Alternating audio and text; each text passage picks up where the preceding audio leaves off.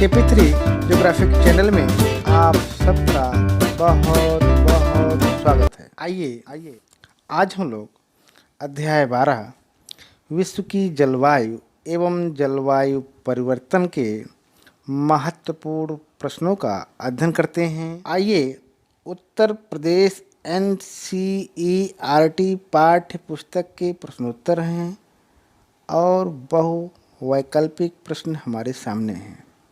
इसमें पहला प्रश्न है, कोपेन के ए प्रकार की जलवायु के लिए निम्न में से कौन सी दशा अर्हक है। 4 ऑप्शन दिए गए हैं, चारों में से सही उत्तर है का उत्तर सही है सभी महीनों में उच्च वर्षा। और इस प्रकार से कह सकते हैं कि कोपेन के ए प्रकार की जलवायु के लिए निम्न में से सभी महीनों में उच्च वर्षा दशा अर्हक है। आगे हम लोग देखेंगे अगला प्रश्न, जलवायु के वर्गीकरण से संबंधित कोपेन की पद्धति को व्यक्त किया जा सकता है। 4 ऑप्शन दिए गए हैं, चारों में से जो सही उत्तर है वो है आनुभविक।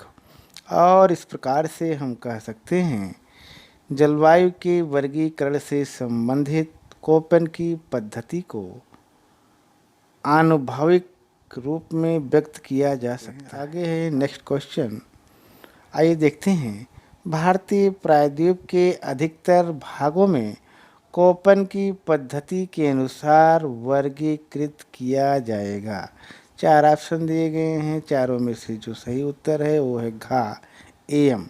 और इस प्रकार से हम कह सकते हैं कि भारतीय प्रायद्वीप के अधिकतर भागों में कोपेन की पद्धति के अनुसार AM जलवायु वर्गीकृत किया जाएगा। आगे चलते हैं, आगे हम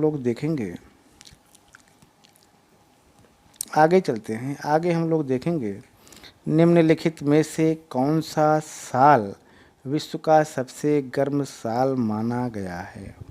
4 ऑप्शन दिए गए हैं, चारों में से सही उत्तर है 1998। और इस प्रकार कह सकते हैं कि निम्नलिखित में से 1998 का साल विश्व का सबसे गर्म साल माना गया है। आगे चलते हैं, आगे हम लोग देखेंगे कि नीचे लिखे गए 4 जलवायु के समूहों में से कौन आर्द्र दशाओं को प्रदर्शित करता है। 4 ऑप्शन दिए गए हैं, चारों में से सही उत्तर है ACDE यानी। आगे चलते हैं, आगे हम लोग देखेंगे अति लघु उत्तरीय प्रश्न, इसका उत्तर 30 शब्दों में देना होता है। आइए देखते हैं। पहला प्रश्न है, जलवायु के वर्गीकरण के लिए कोपेन के द्वारा किन 2 जलवायविक चरों का प्रयोग किया गया है।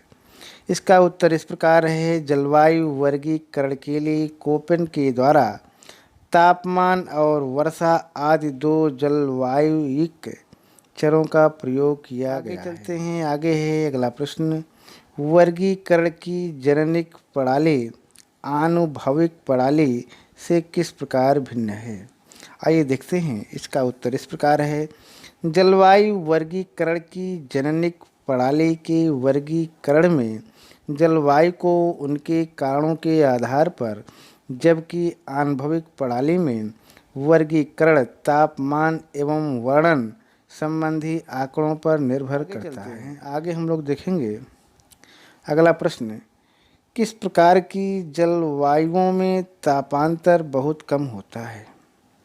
इसका उत्तर इस प्रकार है, विषुवतीय आर्द्र उष्ण जलवायु में तापांतर बहुत कम होता है, क्योंकि इस जलवायु में साल भर ऊंचे तापमान बने रहते हैं। इसे मौसम विहीन जलवायु कहा जाता है। चलते हैं, आगे हम लोग देखेंगे नेक्स्ट क्वेश्चन, सौर कलंकों में वृद्धि होने पर किस प्रकार की जलवायुविक दशाएं प्रचलित होंगी। इसका उत्तर इस प्रकार है, सौर कलंकों में वृद्धि होने से मौसम ठंडा और आर्द्र हो जाता है तथा तूफान अधिक आने लगते हैं।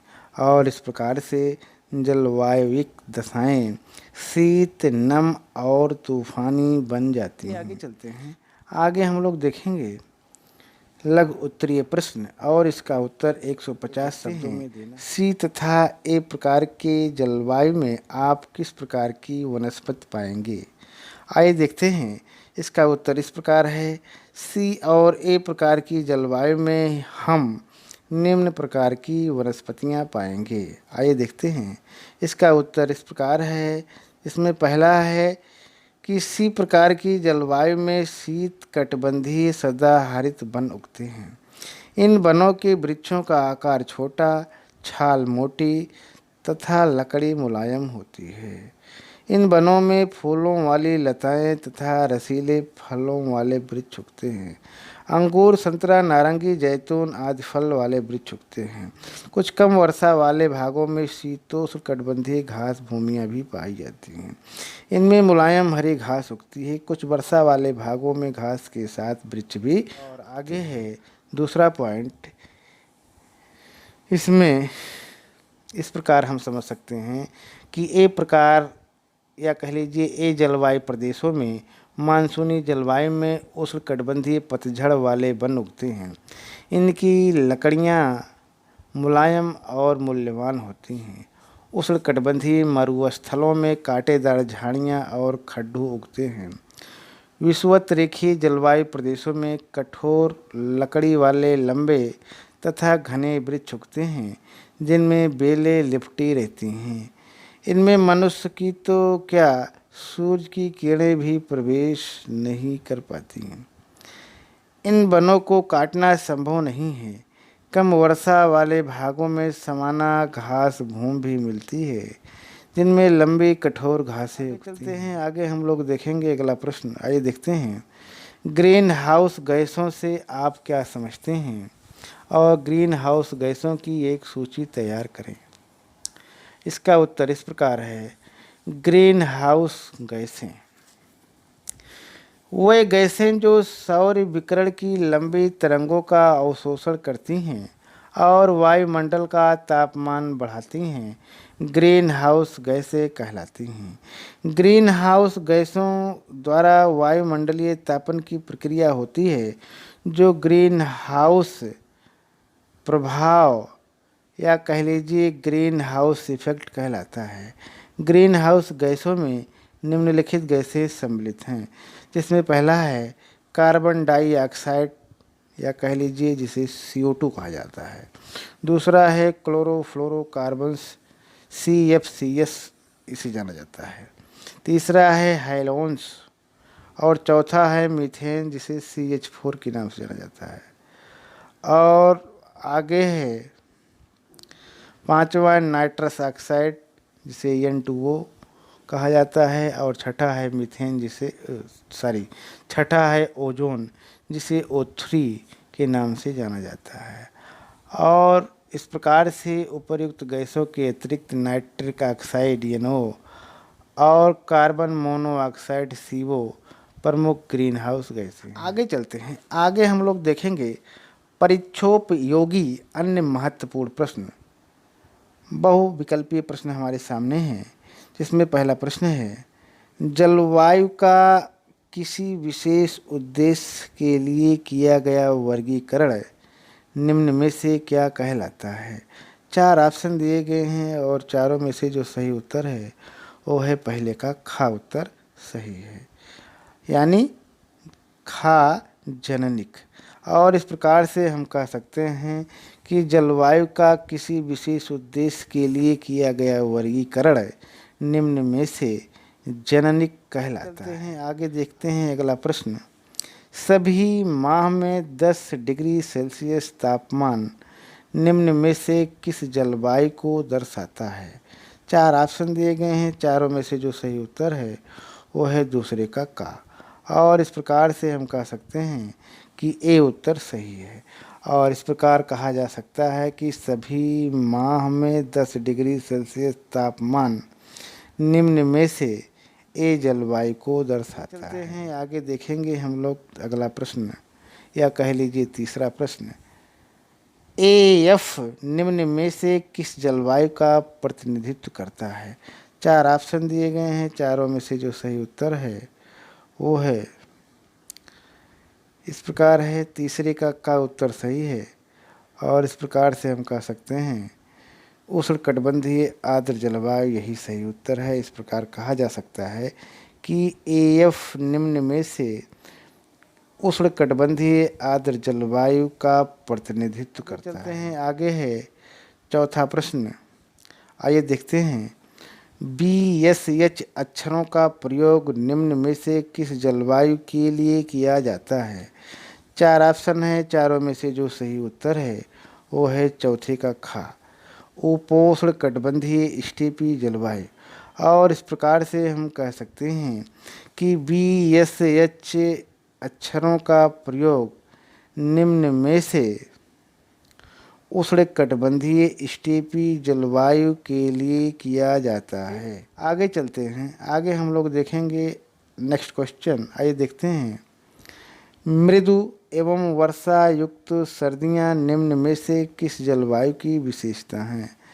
4 ऑप्शन हैं, चारों में से सही उत्तर है पांचवें के गा, भूमध्य सागरीय जलवायु। इस प्रकार हम कह सकते हैं मृदु एवं वर्षा युक्त सर्दियां निम्न में से भूमध्य सागरीय जलवायु की विशेषता है। आगे चलते हैं, आगे हम लोग देखेंगे छठा प्रश्न, निम्न में से किसे धूल का कटोरा कहते हैं? छठा प्रश्न है, छठा प्रश्न का उत्तर है घा, संयुक्त राज्य के बृहत मैदान का दक्षिण पश्चिम भाग। इस प्रकार हम कह सकते हैं कि निम्न में से संयुक्त राज्य के बृहत मैदान का दक्षिण पश्चिम भाग धूल का कटोरा कहा जाता है। सातवां प्रश्न, एरोसोल का संबंध निम्न में से किससे है? 4 ऑप्शन है, 4 ऑप्शन है और चारों में से जो सही उत्तर है वो है सातवें का ज्वालामुखी उद्गार। और इस प्रकार कह सकते हैं कि एरोसोल का संबंध निम्न में से ज्वालामुखी उद्गार से है। आगे है आठवां प्रश्न, आइए देखते हैं। निम्न में से कौन सी ग्रीन हाउस गैस है? 4 ऑप्शन दिए गए हैं, चारों में से सही उत्तर है आठवीं का घा, यानी कार्बन डाइऑक्साइड। और इस प्रकार से हम कह सकते हैं निम्न में से carbon dioxide gas green house gas है। आगे चलते हैं, आगे हम लोग देखेंगे अंतिम प्रश्न, आइए देखते हैं। प्रोटोकॉल उद्घोषणा निम्न में से किस वर्ष लागू की गई? 4 ऑप्शन दिए गए हैं, चारों में से जो सही उत्तर है वो है नवे का खा, यानी 2005। और इस प्रकार से हम कह सकते हैं प्रोटोकॉल उद्घोषणा निम्न में से 2005 वर्ष में लागू की गई। इस प्रकार से आज हम लोगों ने अध्याय 12 के महत्वपूर्ण प्रश्नों का अध्ययन किए। आज यहीं तक, बहुत बहुत धन्यवाद।